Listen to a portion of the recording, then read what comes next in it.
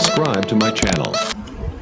வணக்கம். இன்னைக்கு அபி டிவி லைவ்ல நம்ம பார்க்க போறது மறைந்த தமிழகத்தின் முதல்வரும் முத்தமிழ் அறிஞருமான டாக்டர் கலைஞர் அவர்களின் பிறந்த தினத்தை முன்னிட்டு நெல்லை மாநகராட்சி மேயர் ராமகிருஷ்ணன் மற்றும் 25வது வார்டு வட்டச் செயலாளர் சுந்தரராஜன் என்ற அருள் அவர்களின் ஏற்பாட்டில் அவரது உருவப்படத்திற்கு பாளையங்கோட்டை சட்டமன்ற உறுப்பினர் அப்துல் வகாப் அவர்கள் மலர்கள் தூவி பொதுமக்களுக்கு இனிப்புகள் வழங்கி உற்சாகமாக கொண்டாடினார். அந்த வீடியோவை நம்ம பார்க்க போறோம்.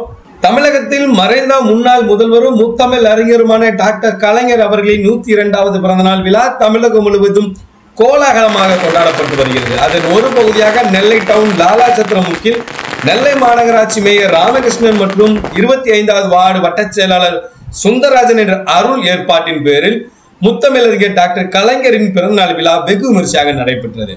அலங்கரிக்கப்பட்ட கலைஞரின் திருவுருவப் படத்திற்கு மத்திய மாவட்ட திமுக பொறுப்பாளரும் பாளையங்கோட்டை சட்டமன்ற உறுப்பினருமான அப்துல் வகாப் அவர்கள் கலந்து கொண்டு மலர்கள் தூவி மரியாதை செலுத்தி பொதுமக்களுக்கு இனிப்புகளை வழங்கி கொண்டாடினார்.